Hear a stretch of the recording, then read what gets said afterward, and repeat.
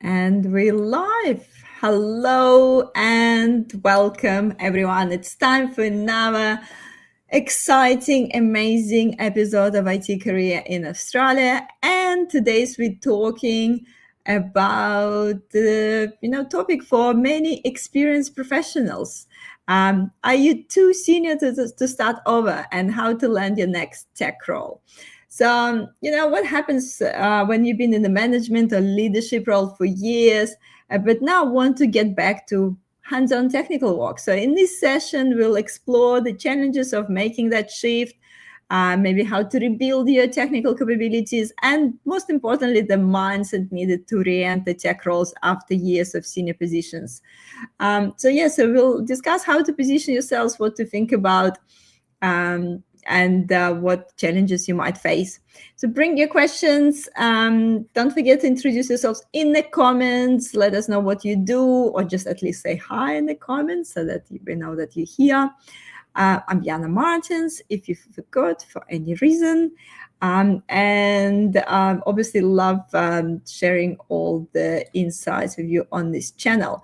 If you're watching us on YouTube, make sure to connect with me on LinkedIn. If you're watching us on LinkedIn, make sure to subscribe to YouTube channel IT Career in Australia. And of course, join our meetup group.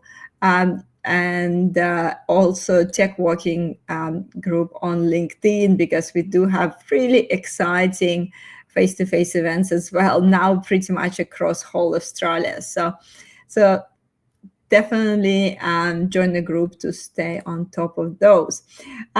So thank you guys saying hi. Mark is here from New Zealand. Phil is here watching from Melbourne. Thank you guys for saying hi.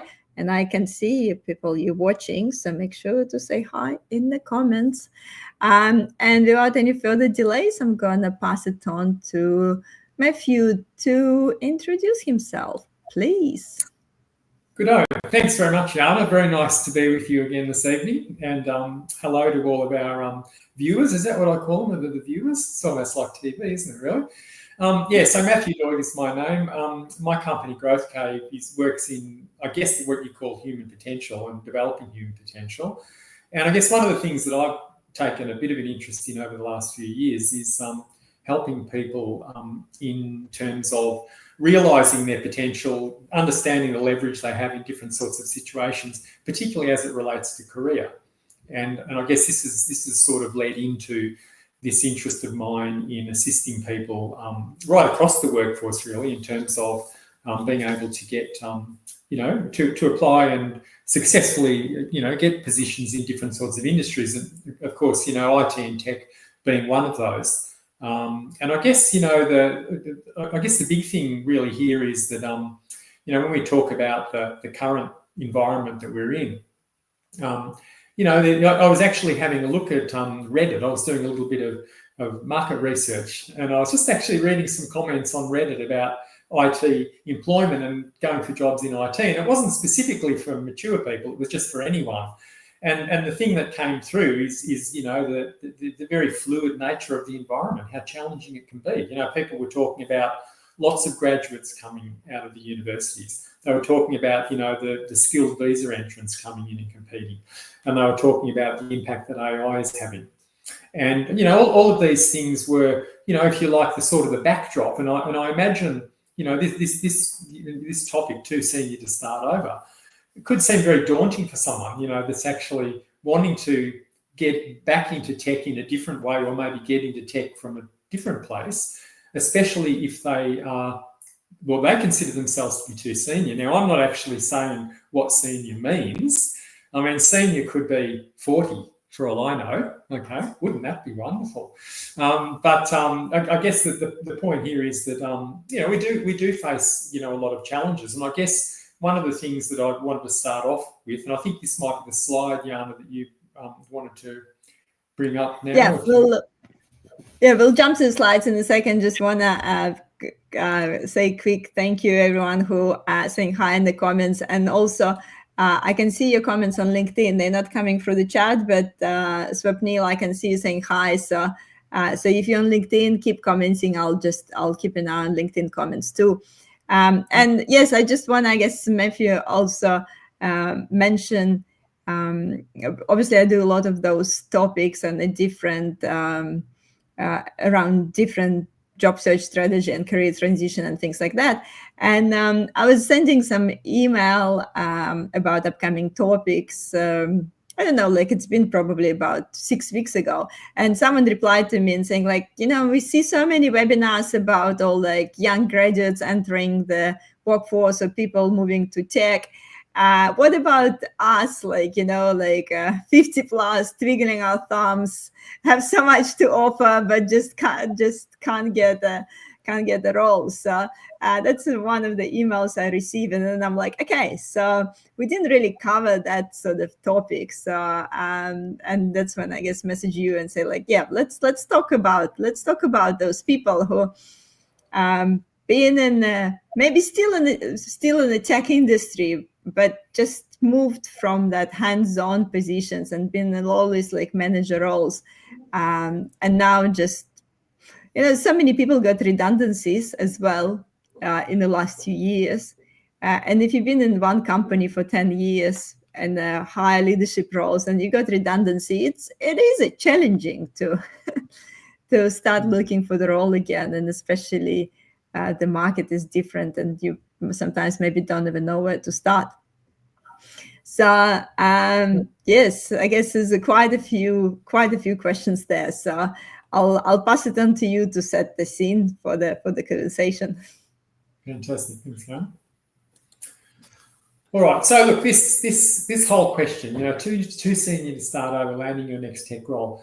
And, I hear this all the time. People say to me, oh, but look, I'm really too old to get back into whatever this particular area I want to get into is. And I think, it's always interesting. I like to tell a bit of a story. I call it the tale of two senior job hunters.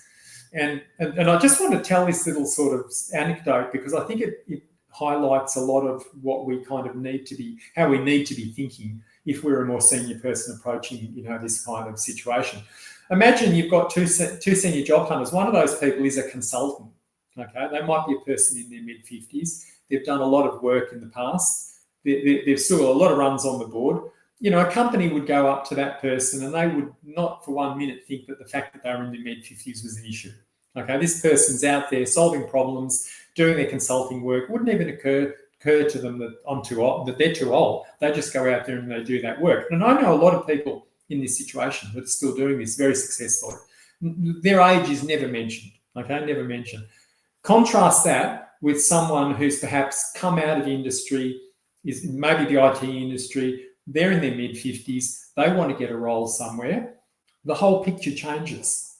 Okay, it's almost like, oh, this person, they're quite old, aren't they, really? And, they're wanting to what? They want to start again in tech, or they want to just come and do coding, or they want to do some other project management or something like that. And I think that the thing that's really interesting about that is there's two different mindsets happening there. We're often not aware of it.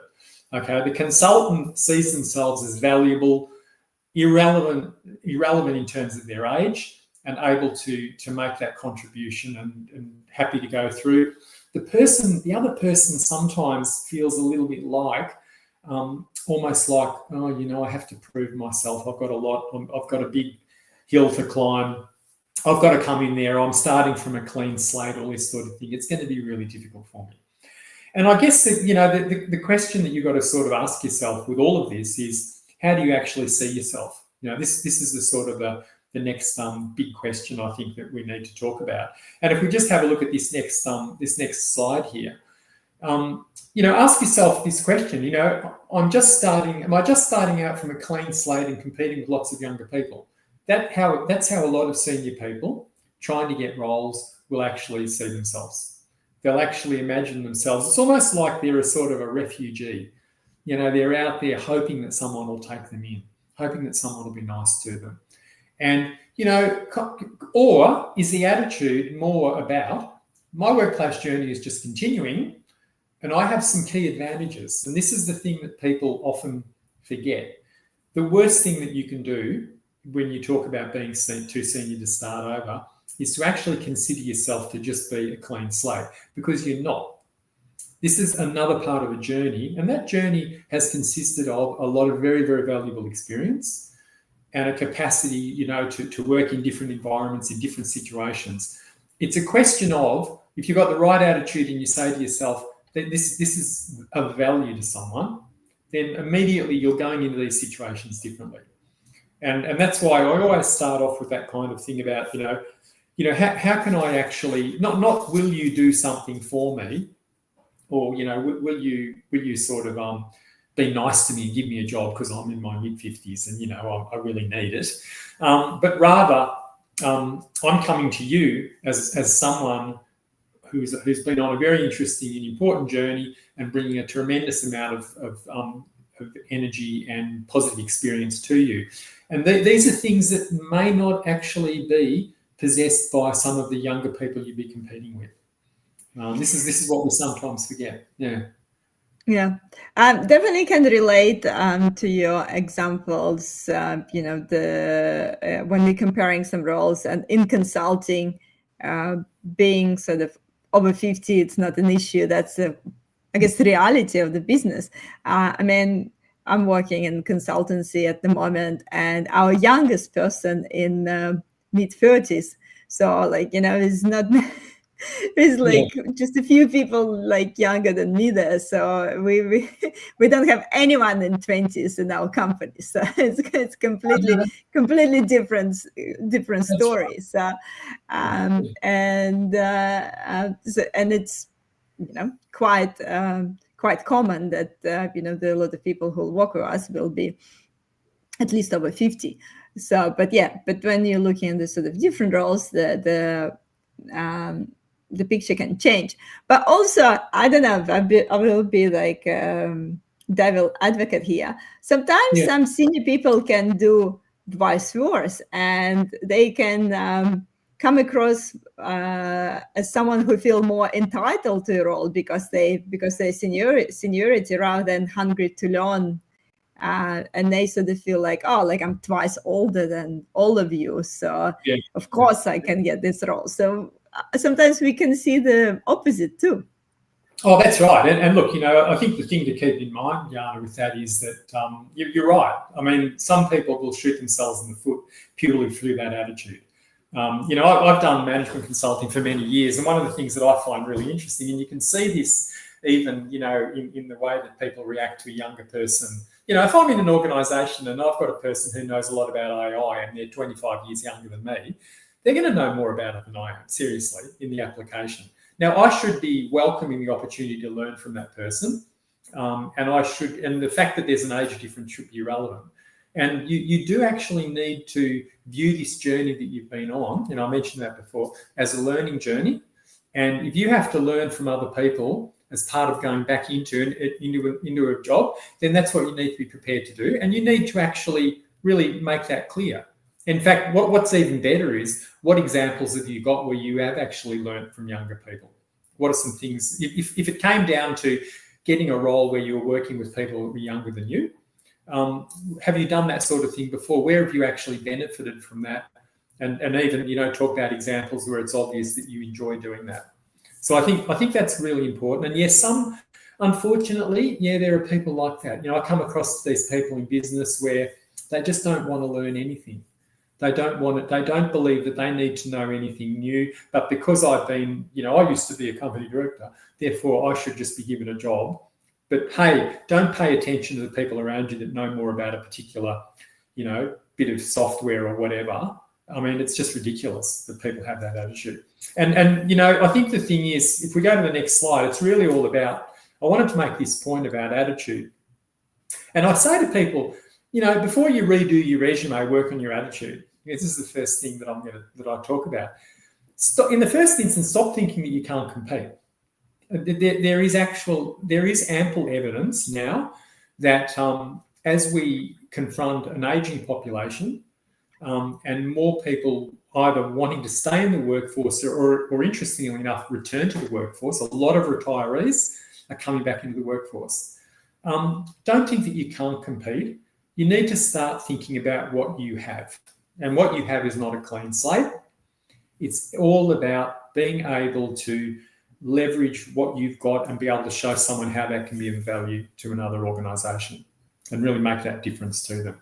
And you've got to be a little bit creative about this. If you're let's say, for argument's sake, you are going for a role in tech in a particular area, what is that 25-year journey or more that you've made? What in particular is there in that they can leverage off? What can they talk about? And I'll come to this in a little bit more detail shortly. But always think about what you actually have when you go into this. Don't be, as I said again, don't be a refugee. Don't be thinking you're floating around hoping someone will be nice to you and give you a job, because it doesn't work that way, really, unfortunately, for people. Get ready. So get ready. Go on, Yana. Sorry. Yeah. Just kind of like thinking about what you already have. But do you think some tech employees sort of assume that someone who's more senior would be up for speed with some latest tool and the frameworks and AI in this case? Like as soon as someone, I guess, see someone a bit senior with those bias that maybe this person not up to scratch with all the shiny tools. Yeah, you've got to be able to. It's again, that's a really good point, and it's probably one of the most common things that people would say. Look, I'll be the first to admit, I do work with organisations where I don't know a lot about the tech, really. Why am I there? Okay, I'm there because I have other insights and experience and things that I can really leverage off and help them with. So I think the thing to counter that, but you don't know the bells and whistles, is really to be able to emphasise the other things that you do have and how that can actually support the bells and whistles. Because you've got to remember, I have this discussion all the time about, even things like the use of AI. There are a lot of things that experienced people can bring to AI that less experienced people can't. And it might simply be something like looking at if you run something through an AI, let's say it's a letter or some important document or something, looking at that and contrasting that with things that you've seen in the past. And I can see a lot of examples where having a more mature person being able to do that would have helped. Okay? It's just little things like that where it's not all bells and whistles, even though we're talking about tech. There are a lot of other things that you can bring into it. And look, you do need to, though, and I'll make this point, and I just wanted to emphasise about redoing your resume here, if I could just quickly digress to that. You do need to be able to show that you do have some nous overall. Okay, now the best example I can give with this is, imagine that you're going in to try and get a role in an organisation where everyone's 20 years younger than you, and you've got a resume that looks like it was written 20 years ago. Okay, in its format. The traditional sort of, 3 pages and blah, blah, blah. My first bit of advice to anyone is go and have a look at what you can do differently to show an employer that you're up to date with things in that department. Okay. One of my bit of my work is I do mentoring with people at Monash University. I mentor graduate students. And the most recent lady that I was doing it with, she had a resume, if you call it that, in inverted commas, which was basically a Canva document with links to all of the things that she was doing. It was incredible. It was a living document of her experience. She's only like 25. Imagine if you could do something like that when you were 55 and you could actually show all the things and bring everything to life in a way that was actually really showing how it could be relevant. So I just wanted to mention that quickly about the resumes. I get asked this a lot. You've got to show at that very basic level that you're up to date with everything, and don't sort of say, like, 'cause one person I know said, I don't like working with apps on the phone. I think they're silly. Okay, that's not going to get you, a position anywhere if you say things like that. So I just wanted to make that point, I suppose, first of all. So, look, when we think about this, this is where I wanted to, I suppose, think about what the advantages are and how I might apply them. The first thing, I suppose, is emotional intelligence. And when I talk about emotional intelligence, this is, obviously being able to understand my own emotional state and that of other people and being able to use that to work effectively with other people. In my experience, yes, EI is something that you can learn about, but it's something that you need to perfect over a lot of years of practice. And I've seen this on many, many occasions. I respond differently to situations now from an EI point of view than I would have even 15 years ago. And I think that anything that you can do where you can show people that you have that capacity to apply EI in a lot of difficult, awkward situations, particularly customer service stuff. I'm finding this a lot, that more mature people are actually being able to demonstrate a great degree of leverage in customer service using EI. That just seems to be something that the experience helps them out. So, that's one thing I think that's really important. And, it's not just a cliche. I mean, EI is something that is really valuable and applicable to any organisation, no matter how automated they are, no matter how much AI they're using. And in fact, sometimes the AI can cause EI problems. And that can be another reason why people with experience in that sort of application of, communication skills and so on can be really good. That's one big thing, I think. Remember that advantage that you've got and look at how you can sort of enunciate that in your applications, in your interviews, in your discussions, even in your networking. If you're out there networking with people with the idea that I might be able to get a job somewhere in tech and putting yourself in those sorts of meetings and things like that, talk about your experience in ways that would be relevant in that context. And I guess it's strongly correlate with the stakeholder management as well. And we actually had a conversation about it at work recently, that stakeholder management, it's also not something that you can teach people in a workshop, like, let's just run like 2 learning days and teach everyone stakeholder management.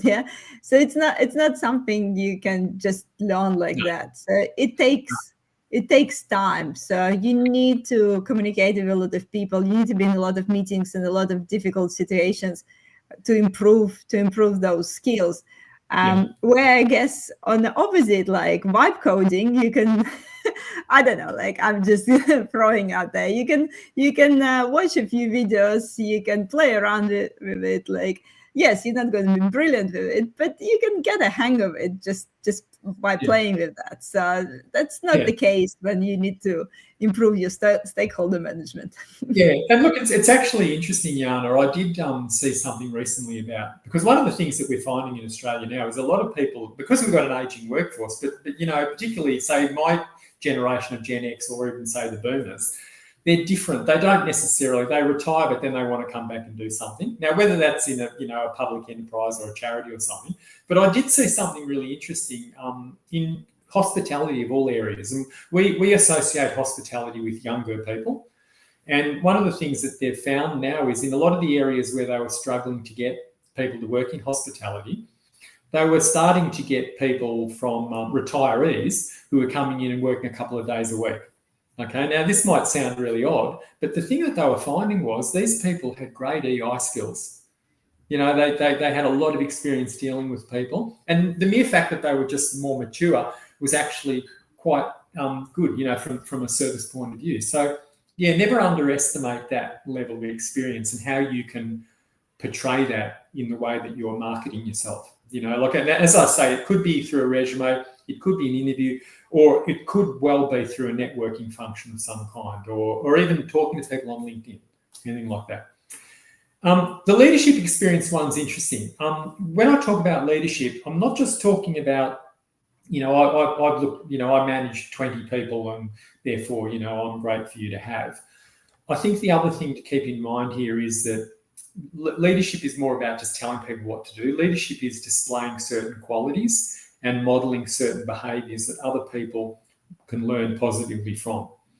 And, a person that's had experience doing that in the past over a number of years can be a very valuable person to have around, and can sometimes be a very centering person, a very stabilizing person in what can be a very frantic work environment. And I'm not just saying IT here, I'm saying work environment generally. So sure, talk about things that you've done in leadership, but emphasize, the leadership should be emphasized in the context of how I've modeled positive behavior for people. And that's something that I continue to do, and I can continue to do, and I can leverage that for you, in terms of your organization. So I think that's important. Yeah. What about, I guess, again, throwing some devil's advocate comments. What about some bias about like if someone senior moving into hands-on role, they must like failed at the leadership or like failed in management. So that's why they're like, oh, they tried management, tried leadership, it didn't work. Now they want to be like back Yeah. coding. Well, look, I mean, people are always going to, they're probably entitled to think that, in some instances. I guess this really comes back to the way that you present yourself. And you might be able to say, look, I was successful in the work that I did, but I don't want to do that anymore. Like I want to come back into the workplace. And this is what I find with a lot of people returning to the workforce. They want to get back and get their hands on things again. They want to do skill-based stuff. They just didn't want all of the other stuff that went with being in leadership positions, and this is quite common. So I think you've got to be clear about why you're doing why you're wanting to get back in. I'm not coming back in because I want to be a leader because I failed in the past and I want to try again. I'm coming back in because I actually want to have a go at using my programming skills or coding skills or something like that. That's really what I'm interested in doing here. And sure, there's my details on my resume about what I've done in the past, and you can check that if you want. But I think that's the thing to keep in mind. The other point I want to make about this is your professional contacts. I think this is something that's grossly underestimated in terms of senior people looking at getting back into jobs. You might be bringing with you 25 years of really good contacts and people that you know. And those people could be very, very handy. Let's say these are people within the IT industry itself, within tech. It might be that these are people that could be useful. Don't be afraid to talk about the people that it's not like name dropping. I'm not saying, I know, someone famous. I'm not saying you do it like that, but you should be prepared to talk about the extent of your professional network, because that's something again that those people, the other people, are probably not going to be able to compete with in the same way. So how do you sort of, you've got to ask yourself the question: how do I bring that to the fore and show that again as another advantage of the fact that I'm 55 or whatever the case may be? What can I do to actually do that? And I think that's something that, in my experience, it's very underestimated. I wouldn't mind, as a recruiter, I wouldn't mind if someone said to me, oh, well, look, part of my thing was dealing with these sorts of people who I maintain professional contacts with. To me, they are advantages. They're things that could potentially be of use to someone. So don't think for a minute that you can't say that. Just don't make it sound like it's name dropping. Oh, I used to have a coffee with the head of BHP every Thursday or something like that. Then it sounds like name dropping. Now, I've also mentioned their generalist skills. What I'm talking about there is this is more just, I suppose what I'm saying here is that it's not just about tech. It's sure, it's important to have in particular roles, the tech bent, to be able to use the bells and whistles where necessary, or be able to learn how to use the bells and whistles quickly. But the generalist skills are just the other things that cover all the stuff about getting things done, planning things, managing your time, all of that sort of stuff, which again, you need to emphasize your experience in doing. If you've got runs on the board in a different job, you need to be able to show what were the generalist skills that I employed to do that. What were the things that enabled me to actually be able to achieve the results that I achieved, and what could that mean for this particular organisation? I say to people all the time, if you're going out, let's say you're even going to an IT function somewhere, and there's lots of people floating around that are in a position to give you work. You should be able to have these things in your pocket that you can use as part of your discussion, not in your face, but when they ask you and you say, oh, I've got a real interest in such and such, I'd love to get back into that sort of stuff, bring these things in as part of it. Talk about those things. And it's always such an advantage to do that, in those kinds of environments. The other one I'll mention here is, Anna, go on. Yeah. The question is, how to also, obviously it's good to mention all our past experience, all the skills that we can do, leadership and general skills and planning.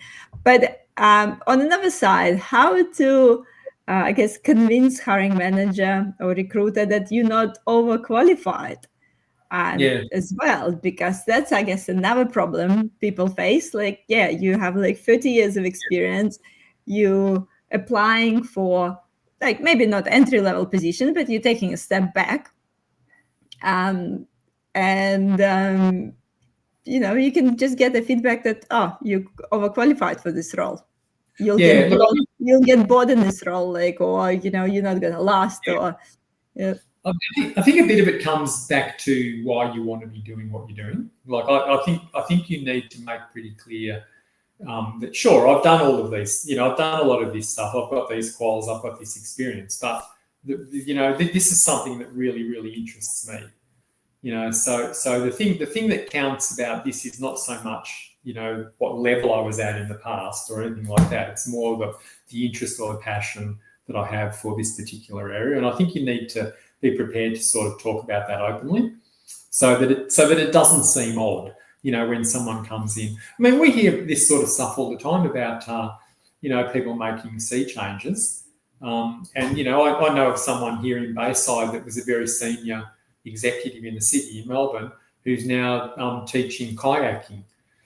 Now imagine if they went to the kayak shop and, what, you're going to be joking. Why would I take you? Because it's something I've always wanted to do. I love it. I'd love to have a go at it. And I've got a lot of other skills that would be useful for me working with people, helping them learn how to kayak.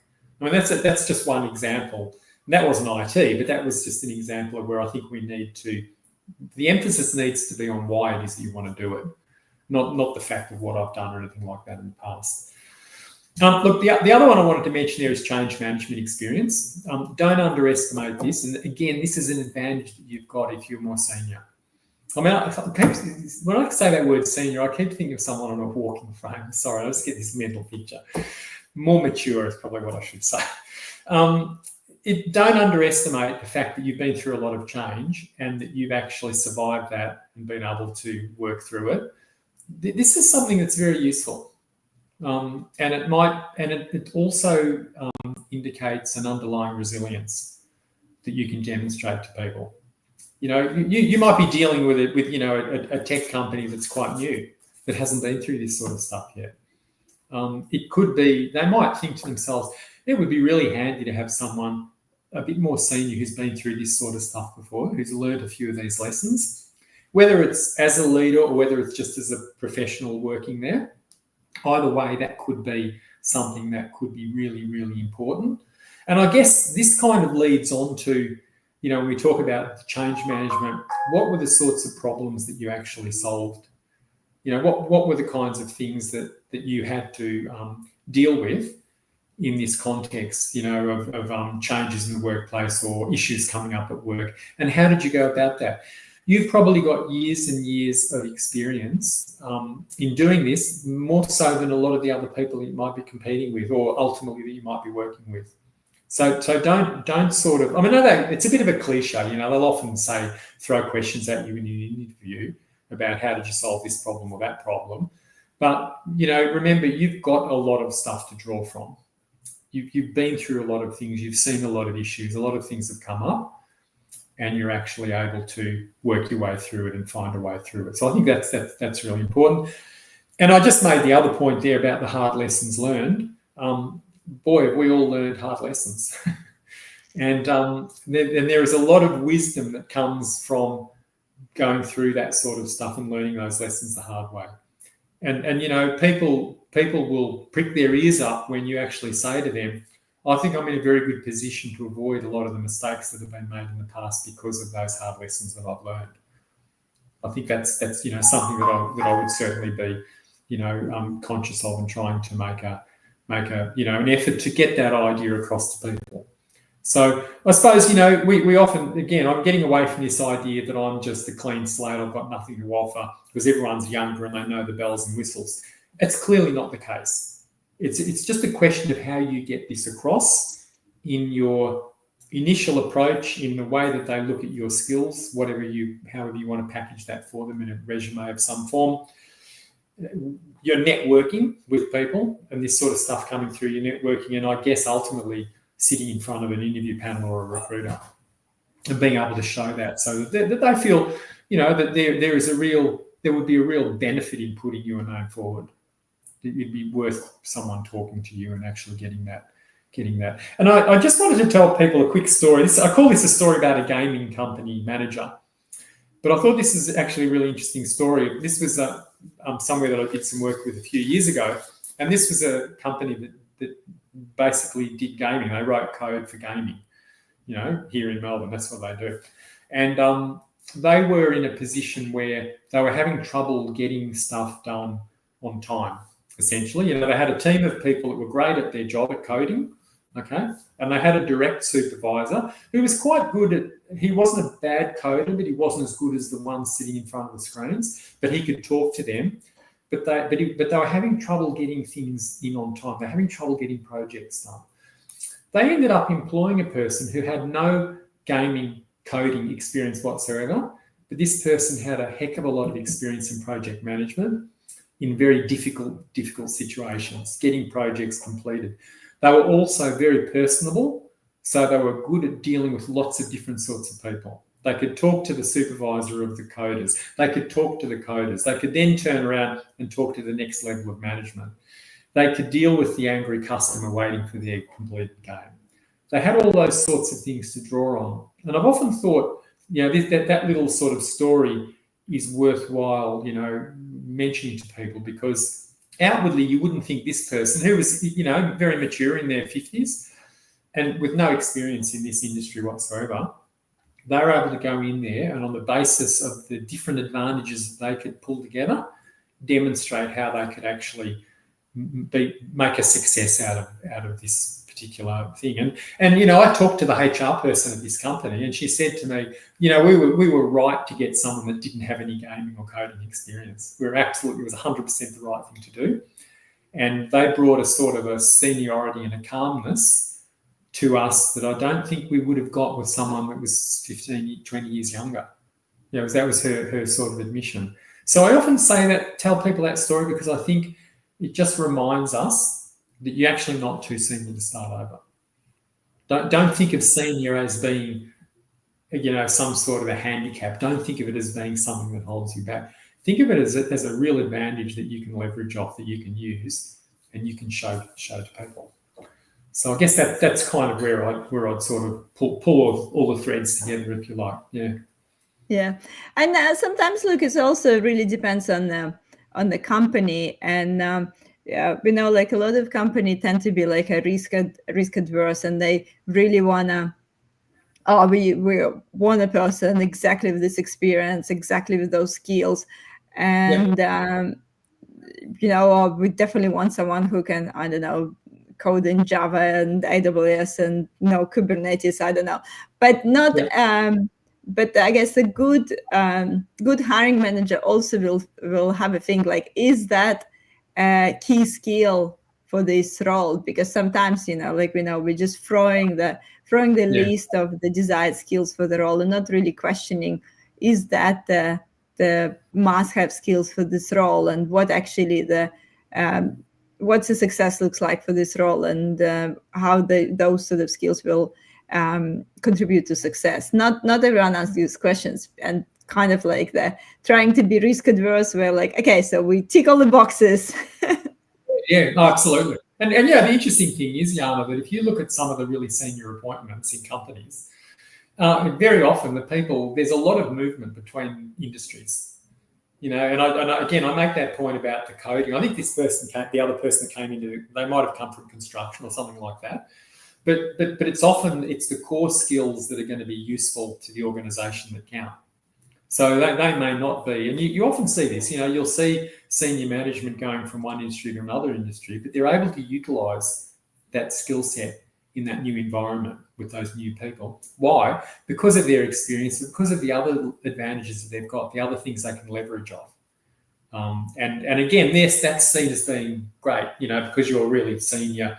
Fantastic, we want you. We all need to have that sort of mentality. We need to start looking at ourselves at being senior as being a valuable resource, as being something that's really marketable, that can really be a game changer if you package it the right way. if you show it to people the right way. We have a few comments coming from the audience. Philip saying, "Hi from Sydney. I'm in my late 30s, and having been in a specific role over 12 years, I have noticed quite a bit has changed. A lot more to learn." And I think it's actually, just want to reflect on it a little bit. It's kind of, I think, important. If you've been in sort of one company for a long time, I think it's really important to sort of look around and go to the conferences, connect with the people from other companies to understand what's happening. Sometimes there is that sort of danger of kind of like keep boiling in the same environment and not knowing what's happened. And that's when you can probably get, like, when you're looking for another role, get marked as an old school or something. If you haven't been keeping up to date with what's happening in the industry. Oh, completely, and you know, like it's well, look, I've got friends that are my age that wouldn't.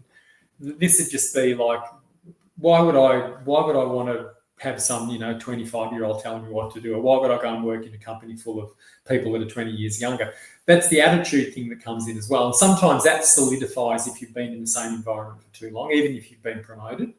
I think it's a really important thing that you maintain your flexibility in a sort of professional sense. And yeah, I agree. I think one of the best ways that you can do that is keep being out there, keep contributing to things, keep putting things on LinkedIn, keep going to conferences, keep talking about key points, make yourself look current. It's so good if you're 55 and someone can, you're looking at a tech job and someone looks on LinkedIn and there you are contributing to a discussion about an issue in tech, which is very pertinent for the company that you actually want to get into. I mean, those kinds of things are gold if you can actually do that. 100%. Yeah. Yeah, guys, if you have any questions, please drop it in the comments. We have a bit of a time to answer more questions. Wish is saying, I'm interested to know how to position ourselves to make our past experience in non-technical field, for example, BA. So it's considered as valid skill for tech role, especially when you are screening by ATS system first. And I think Wish, all of this that Matthew basically mentioned here on the screen is really, really relevant. And of course, you're not gonna like jump straight away to some senior engineer position if you're coming from non-technical background. But again, that that problem-solving experience and change management and all those bits and pieces, understanding the product, understanding a customer journey, that's so many examples that you can leverage. But also, I think with AI, it's sort of really exciting now because I'm not saying that AI gonna replace all the software engineering, but it's so much easier now to get into coding and actually self-learn, and there is actually less barrier to go to some technical roles too. So it's a great opportunity to upskill and cross-skill. Well, one of the things I'd say, actually, Vish, with your comment there, my first degree at uni was a BA, and I've ended up working in this field but I did graduate studies in science, okay, and now I've ended up working in sort of human resources, human potential. But the thing about a BA is it's also very strong on the critical thinking, and we really, really need critical thinkers in the workplace today, because I deal with organisations that don't have enough of them. So don't underestimate that too. I think BAs in particular do equip you with that skill set. And that's another one that I would add on there. The critical thinking is really, really important. Absolutely. Yeah. Yeah. And look, I almost think sometimes that, in this situation, some graduates will be probably even more in disadvantage than the senior people with like how AI growing and stuff, because if you can learn coding easily, then, and you have all those soft skills, it's actually kind of like easier to move to a tech role. If you graduate in, with master in IT or something, it could be more challenging for you because you don't have that, people experience and leadership experience and things like that. So I feel like for the senior people, changing over, it still will be easier moving forward than for graduates. Oh, that's right. Yeah, you've got to, and look, you've got to be prepared to make that sort of to show that you've been doing that learning. You know that it's something that you continue doing. And this is why I say again, you know, all the extracurricular things outside of work that relate to your work and your interest are very important. You know, if you can show that you've maintained that capacity to keep learning and to and you just haven't shut down, you know, that you're actually, because those sorts of people are not going to get, those sort of senior people are not going to get the work, because it's just going to come across. The attitude is very much, well, I've sort of shut down, but I thought, you know, maybe I can have a go for this job, and that's not going to get it. So, you know, you've got to make yourself look contemporary, and by that I don't mean you have to try and look younger, but you need to have a young energy, in the sense that you're still a really keen learner, and that you're up to date with things and you're applying yourself, and all of that helps. I couldn't do the work I'm doing with the people that I'm working with now if I wasn't, you know, if I didn't have that kind of approach. You know, like I just simply couldn't do it. And you know, I noticed that when I socialise with some of my friends that are the same age as me, you know, they seem like they're 10 years older than me. You know, and because they've sort of disconnected from that, if you like, and that's the worst thing that you can possibly do. So I think it's really, really and even if we do like a basic example of AI, like ChatGPT and things like that, if someone will tell me, and no one expects you to be like AI guru and know how to element like MMLs work and do the whole workflow and vibe coding. But if someone will tell me like, no, I don't use ChatGPT, like, you know, I know how to do it without it, like, why do I need it? It's sort of a red flag, because some basic stuff can be so like easily automated. It's not that hard. Everyone can do it. So I think with expectations that like even on some basic level, you should be able to use new technology. I truly believe that a lot of the bias, if you like, towards more senior people has come from the fact that encountering people in the past that have not had that current feel to them. You know, they've sort of been like, oh, I don't really know much about anything, but, you know, give me a go and maybe I can learn. That's not the kind of way that you've got to approach it. And you know, people need to understand that. You've got to work on keeping current, you know, doing stuff. It's like, you look at some of the business people, you know, successful business people that are in their 70s that are still running companies. You know, they're contemporary. You know, you go and have a chat to them about ChatGPT. You know, it's not, they won't say, what's that? You know, like, that's the thing that's important. You've got to maintain that aura of connected, current, interested, passionate, all that sort of stuff. It's really, really critical. And they can, the job people that recruiters they can suss that out. They're good at that. They can feel that if you don't do it. Yeah. Absolutely. We have one more question from Shio. Is the idea of starting fresh as a trainer educator in tech a viable way to get back into tech? Yes, it could be. Shu, is it Shu? Is that how I say it? Sure. I don't know how. Sorry if it mispronounce your name. Yeah, I think yes, it could be. It might be a question of how you actually approach that. Like, you might actually be thinking, all right, what am I going to be training people in? What's the sort of areas that are most important to me that I believe that I can actually make a contribution in? But absolutely, I mean, if a lot of this is about looking for little notches where you can fit in. You know, you can get your foot in the door, and I think that could actually be a way that you could do that.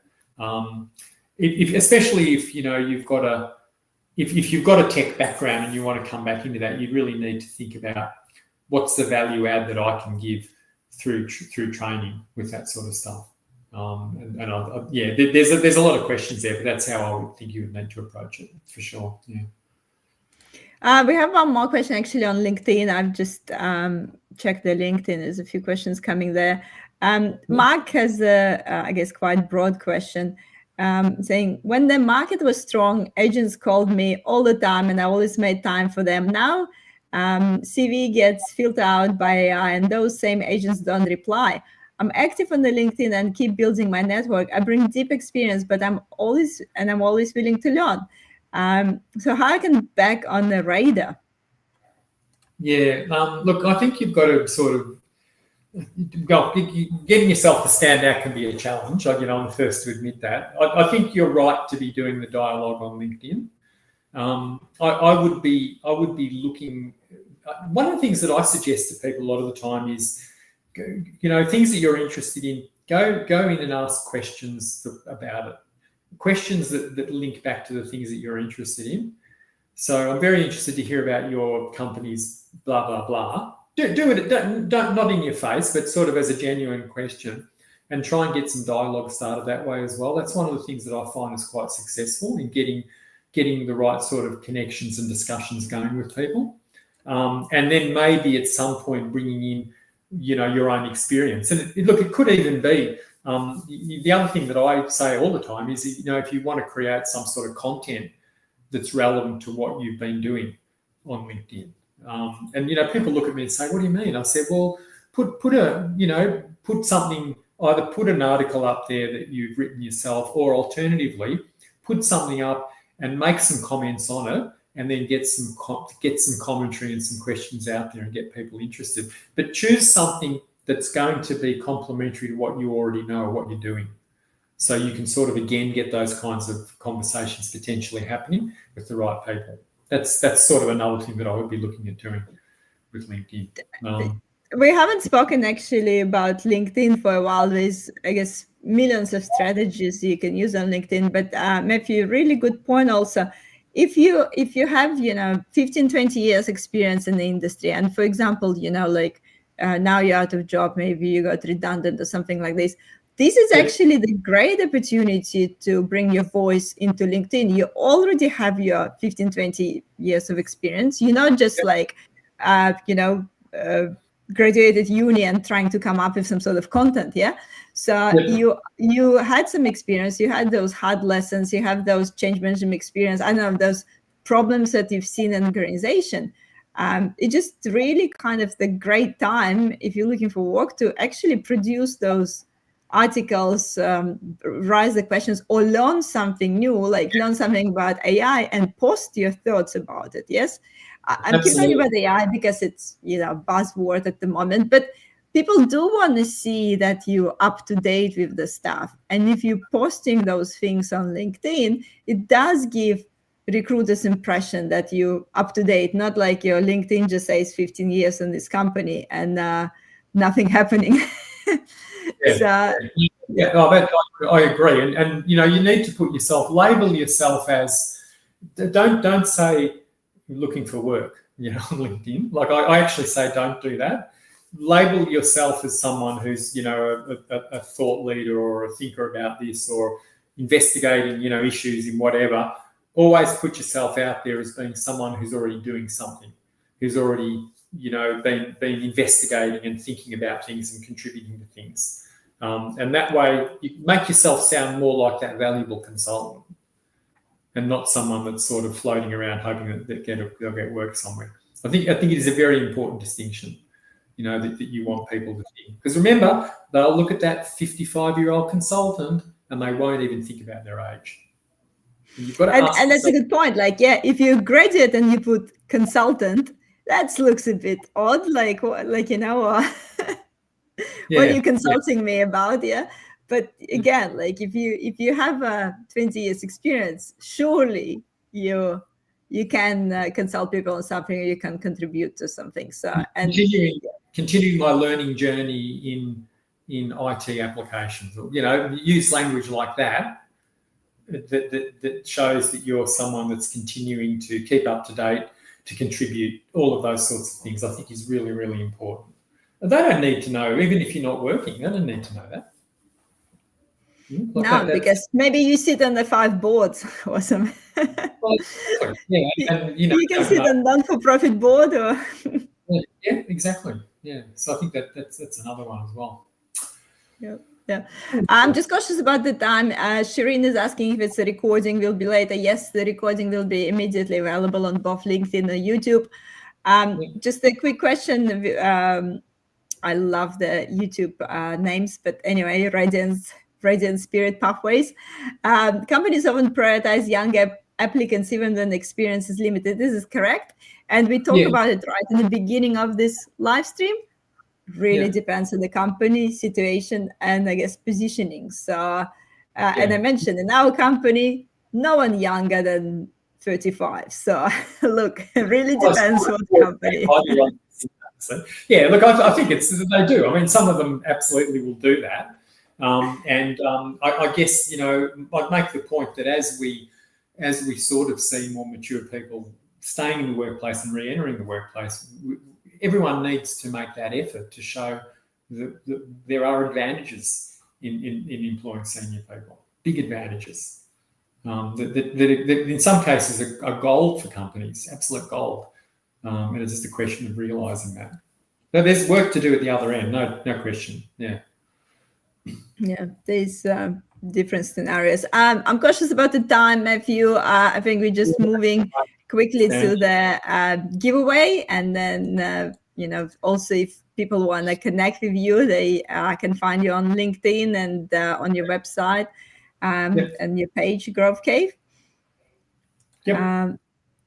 And also the giveaway as usual, 30 minutes coffee chat with our speaker. So Matthew, just look through the comments quickly. We also had a few comments on LinkedIn that's unfortunately not showing on the StreamYard today. I think I'll give it to Vish, a fellow BA. How's that sound? Yes, Vish. Vish, you're getting the free coffee chat with Matthew to ask him more questions. So make sure to connect with me on LinkedIn if we're not connected for any reason, so that I'll make sure I'll follow up that Matthew connected with you. And of course, there's some announcements for next topics.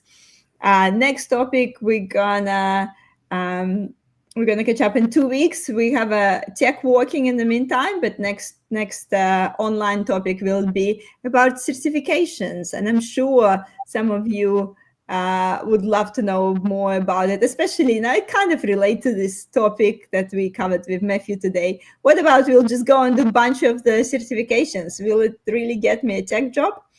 So that's exactly what we're going to discuss with some real life examples, and also some examples of certifications that work for people and some certification that maybe didn't work that much. So tune in on the 8th of October for this topic. And in the meantime, we will have a bunch of tech walking. We will have a tech walking in Adelaide on the 4th of October. We'll have a tech walking in Melbourne on the 5th of October. And then Sydney at the end of the month again. It was actually tech walk in Sydney just last weekend. And it was like over 70 people, and it's only like second event in Sydney. So obviously Sydney loves tech walking. So we're going to keep going. So basically, no matter if you're in Adelaide, Sydney, or Melbourne, hope to see you at the tech walking event, and more locations coming. So I do hope that I'll come to Brisbane and hopefully Perth at some point. So keep an eye. If your location's not there, it will come up. Matthew, thank you so much for joining me. And if you have like literally just 10 seconds to say one main takeaway from today's session, what would it be? Don't be a refugee.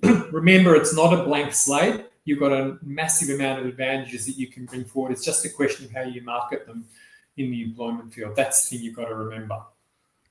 Perfect. You're not starting from scratch, you're starting from experience. Exactly. Thank you again, everyone, for joining us. And I'll see you at Tech Walking. Thanks, everyone.